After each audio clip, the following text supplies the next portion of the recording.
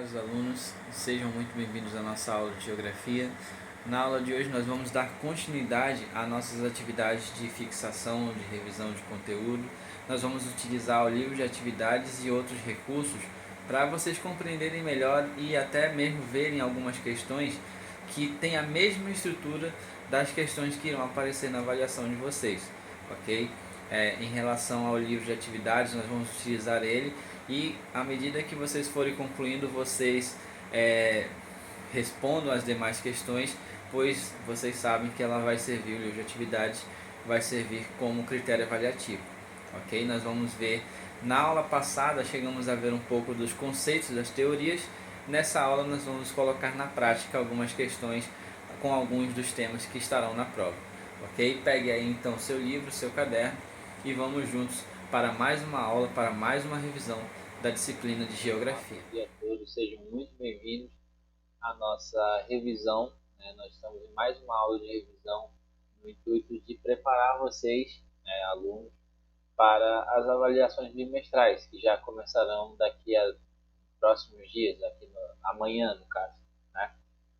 E na aula passada nós já começamos falando alguns conceitos, sobretudo conceitos importantes que irão auxiliar vocês no sentido de responderem, ajudar na resposta, na resolução de questões tanto objetivas quanto as questões discursivas.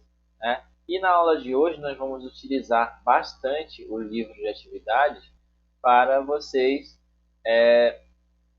se familiarizarem com algumas questões do livro de atividade de vocês têm algumas semelhanças em relação às questões que estarão na prova de vocês. Não são idênticas à prova, obviamente, mas a estrutura de algumas questões são parecidas. Então, nós vamos responder aqui algumas questões do livro de atividades. Na hora de enviar as atividades do dia para vocês, vocês deverão completar as atividades do livro de atividades e vamos estipular uma data para que vocês possam recolher, sejam aqueles que estão no modo presencial, sejam aqueles que estão no modo online, E lembrando que o livro de atividades ele faz parte do critério avaliativo, A entrega do livro de atividades ela faz parte do critério avaliativo, ok? Então, sem mais delongas, vamos dar início à nossa revisão, ok? Vocês acompanhem aí a partir da página 9 do livro de vocês. Vocês acompanhem aí a partir da página 9 no livro de atividades. E observem aqui que nós já temos aqui uma questão do Enem. Já temos uma questão do Enem, onde ele mostra dois gráficos. Ele mostra o primeiro gráfico com países mais populosos em 2000 e países mais populosos daqui a 2050. E aí temos alguns países. Temos a China, temos a Índia, temos os Estados Unidos, a Indonésia e o Brasil. O Brasil em 2000 tinha 170 milhões aproximadamente de habitantes. A estimativa para 2050 é que a Índia já ultrapasse a China, os Estados Unidos permaneçam em terceiro, o Paquistão já entra, vamos dizer assim, no grupo dos 5 primeiros, e a Indonésia ela tem uma regressão, ela já vai ficando ali nos 170 milhões de habitantes. E aí vem duas perguntas relacionadas a esses gráficos. Okay? A primeira pergunta ela faz o seguinte: ela fala que com base nas afirmações acima, é correto afirmar que no período de 2000 a 2050, e aí vem algumas informações. Temos aí a primeira: a taxa de crescimento populacional da China será negativa. A China não vai crescer, vamos dizer assim, ela vai estagnar. Se vocês observarem bem no gráfico, não, a China vai continuar crescendo, ela vai continuar aumentando sua população. Letra B, a população do Brasil vai duplicar. Pelo contrário, a população do Brasil ela nem aparece mais aqui no grupo dos 5 primeiros. O Brasil vai aumentar sua população, mas num ritmo muito lento em relação a tempos passados. ok? Letra C. A taxa crescente da população indonésia será menor que a dos Estados Unidos. Se vocês observarem aí, a taxa de crescimento da população da Indonésia será menor que a dos Estados Unidos. A Indonésia, ela tem ali 212, vai ficar indo para 170 e os Estados Unidos vai aumentar. Então, nesse caso aqui, nós vamos ver que a alternativa correta será a letra C. A Indonésia ela vai perder espaço para os Estados Unidos. A população do Paquistão crescerá mais de 100%. Letra D. O Paquistão nem aparecia nos anos 2000.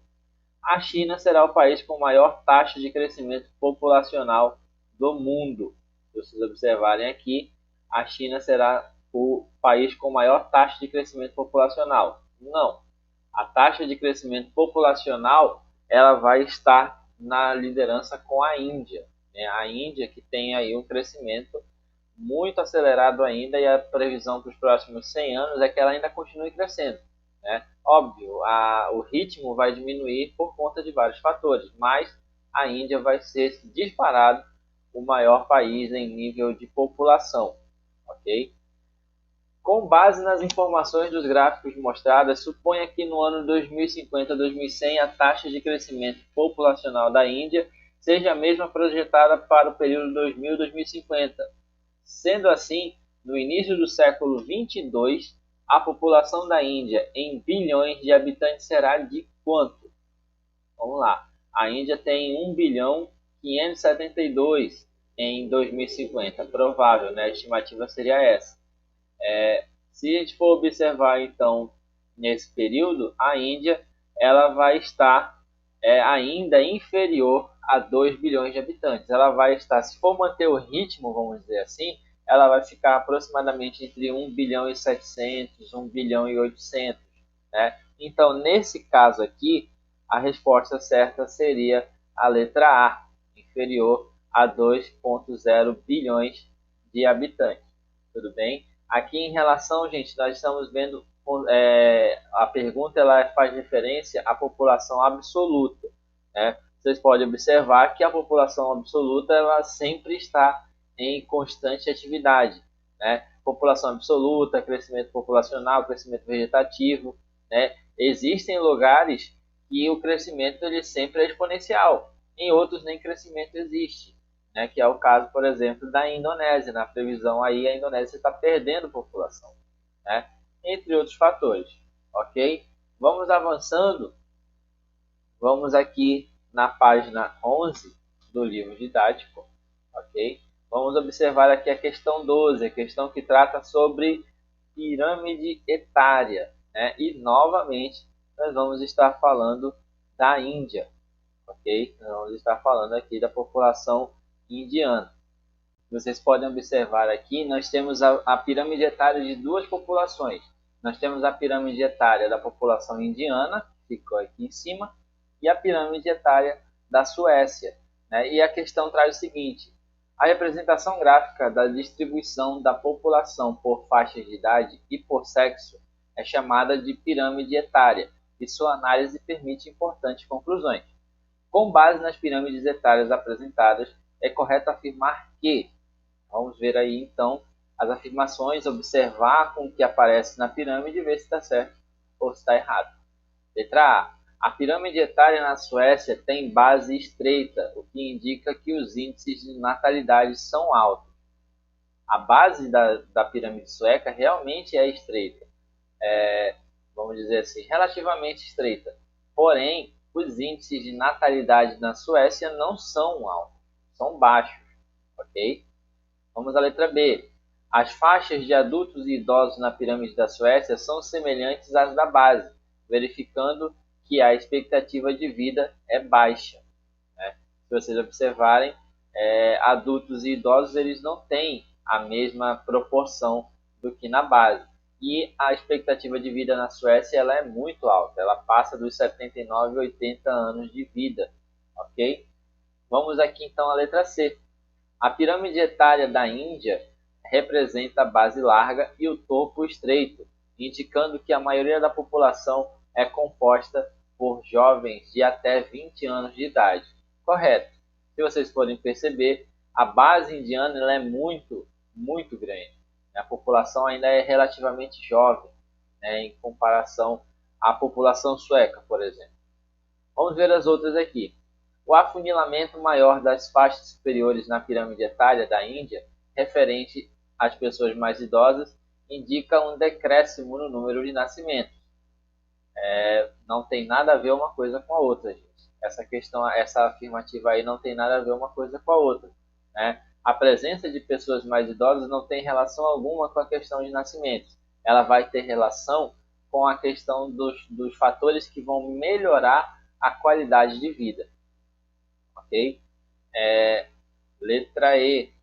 Não se pode concluir acerca dos indicadores de vida das populações, como taxas de natalidade, mortalidade e expectativa de vida, apenas com base nas pirâmides etárias. Errado. As pirâmides etárias ajudam e muito a você compreender esses outros fatores que são determinantes numa população. Dá para você ter uma noção de como é a questão de índices de natalidade, mortalidade, como que são os índices de expectativa de vida. Tudo isso pode ser muito bem auxiliado com as pirâmides etárias. Ok? Então, sem mais delongas, aí a resposta correta da questão 12 seria a letra C. Tudo bem? Vamos avançando. Vamos avançar aqui agora. Nós vamos lá para a página 18. Vamos lá para a página 18 do livro de vocês. A questão número 6. A questão número 6 aqui, gente, ela vai trazer duas perguntas. No estilo de que uma pergunta pode ou não pode complementar a outra, uma pergunta pode ser verdadeira ou não, ou nenhuma das questões seja verdadeira, sejam as duas questões falsas, ok? Observando aqui, então, as duas questões, ok? A primeira questão, ela trata o seguinte, a primeira frase, na verdade, trata o seguinte. Com a globalização, ocorreu a intensificação do processo migratório mundial devido à adoção de políticas de incentivo à migração pelas grandes potências mundiais, porque a maior facilidade de circulação interfronteiras criou um ambiente propício às migrações. Se vocês lembrarem bem sobre o contexto em que nós trabalhamos as migrações, sobre principalmente as áreas de influência de migração mundial e também em relação à questão das tensões que envolvem o processo migratório, vocês logo de cara já vão perceber que essas duas afirmações elas são falsas, ok? Não há verdade nenhuma das duas. Os países desenvolvidos, as grandes potências, elas não se prepararam para uma possível onda de imigração. Por exemplo, a Alemanha, ela não se preparou, ela não imaginava, na verdade, uma grande onda de imigração que estava indo para o seu território, né? E assim, não houve nenhuma política de incentivo dos governos, né? Nem na Europa, nem nos Estados Unidos, né? E não há facilidade de criação de circulação interfronteiras. Com exceção de países que fazem parte, pertencem a blocos econômicos, você precisa cumprir uma burocracia, precisa cumprir uma situação legal para poder transitar em outro país quando você vai viajar, né? Não existe nem essa questão de circulação interfronteiras e nem a adoção de políticas públicas, né, de incentivo à questão migratória nos países, principalmente nos países europeus, ok? Então, se a gente for observar, a resposta correta aí seria a letra B.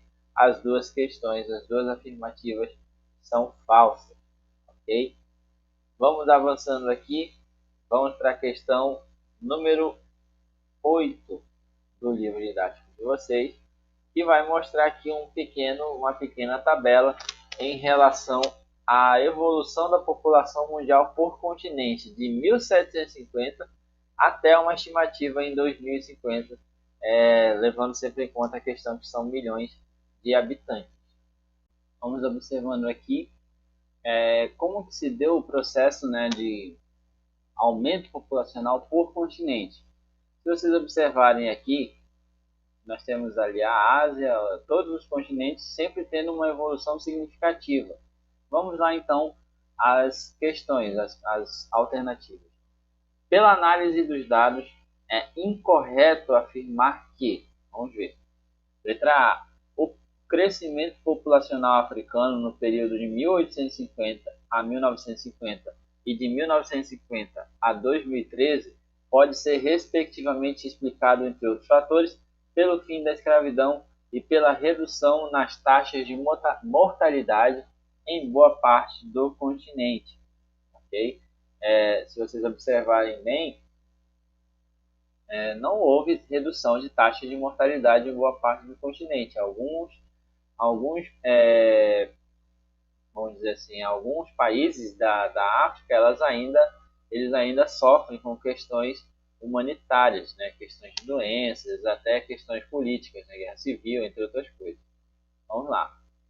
A redução das taxas de crescimento populacional nos países americanos para a projeção em 2050 pode ser atribuída a uma queda nos índices de natalidade, principalmente na América Latina. Né? Vamos dizer que não, porque ainda existem regiões que possuem um índice de natalidade relativamente alto. Né? Então não daria para dizer que a América Latina ela está recuando nessa questão da natalidade. Letra C. Redução populacional no continente europeu projetada para 2050 deve-se em grande parte ao aumento das taxas de imigração e à queda das taxas de mortalidade. Vamos à letra D. O significativo aumento no número de habitantes na Ásia está relacionado com a redução dos índices de mortalidade nos países em desenvolvimento do continente. E a letra E. O aumento populacional registrado na Oceania está diretamente ligado ao número de imigrantes entre 1950 e 2013. Observando bem as questões, vamos dizer aí então que a letra C seria a alternativa correta. Já vimos aí que a letra A ela está correta, na verdade, né? Ela está correta. Em algumas regiões, na verdade, as taxas de mortalidade ainda se mantêm altas, mas em sua maioria, o continente africano ele está conseguindo ter um recuo uma diminuição, né, em relação a essa questão da natalidade, da mortalidade alta e a questão do próprio crescimento populacional, ok? A B, a redução das taxas de crescimento populacional nos países americanos na projeção para 2050 pode ser atribuída à queda dos índices de natalidade, principalmente na América Latina. Vamos dizer que a tendência, gente, da questão da queda de natalidade, a questão vamos dizer assim, questão da queda da natalidade, a questão da melhoria da expectativa de vida, tudo isso tem aspectos bastante positivos. Okay? Tudo isso tem aspectos bastante significativos. Porém, tem aquela questão que quanto mais a população envelhece, não há reposição, mais problemas vai ser para o órgão público, vamos dizer assim, porque ele teria que aproveitar a situação e aposentar logo a pessoa. Só que às vezes não é bem assim que funciona. Bom, vamos à letra C. A redução populacional no continente europeu, projetada para 2050, deve-se em grande parte ao aumento das taxas de imigração e à queda nas taxas de mortalidade. Letra D. O significativo aumento no número de habitantes na Ásia está relacionado com a redução dos índices de mortalidade nos países em subdesenvolvimento. Nós vamos observando aí então que os dados que estão incorretos em relação a essas 5 questões seria aproximadamente a letra C do livro dela, okay? Do livro de vocês, que é a questão da atividade no livro didático. Bem, vamos avançar um pouquinho mais agora. Vamos para a questão número 26, para a página número 26. Questão número 9, já vem bem aqui em cima. E aí você observa que existem novamente 2 gráficos mostrando a diferença entre a população urbana e a população rural no território brasileiro, né? E aí no outro gráfico vocês observam a questão das taxas de fecundidade, né? À medida que o tempo foi passando, essas taxas de fecundidade elas vêm caindo consideravelmente. E assim, se vocês observarem bem, nós temos aí dois gráficos que vão retratar um problema que pode ser a fonte de vários outros, né, vamos dizer assim. À medida que a população ela vai envelhecendo, obviamente ela vai recorrer ao SUS para fazer o que tem que ser feito para evitar que ela tenha alguma coisa que venha a agravar a situação dela, né? Vamos observar aqui as atividades. Comparando-se os dados gráficos, pode-se concluir que o aumento relativo da população rural é acompanhado pela redução da taxa de fecundidade. Letra B. Quando predominava a população rural e as mulheres tinham em média 3 filhos, 3 vezes menos filhos do que hoje. Letra C. A diminuição relativa da população rural coincide com o aumento no número de filhos por mulher. Nada a ver. Totalmente nada a ver essa questão. Letra D. Quanto mais aumenta o número de pessoas morrendo em cidades, maior passa a ser a taxa de fecundidade. E isso daí, se não me engano, é na Índia novamente, né? E aí vamos aqui à letra E, que fala que com a intensificação do processo de urbanização, o número de filhas por mulher tende a ser menor. A resposta certa aqui, então, seria a letra E. E seria a letra E aqui a resposta. Vamos observando aqui, então, mais uma questão, a questão 14.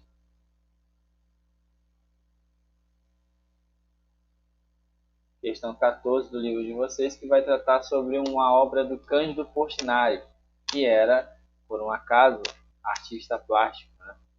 Ele faz aí a pintura dos Retirantes, produzida em 1944.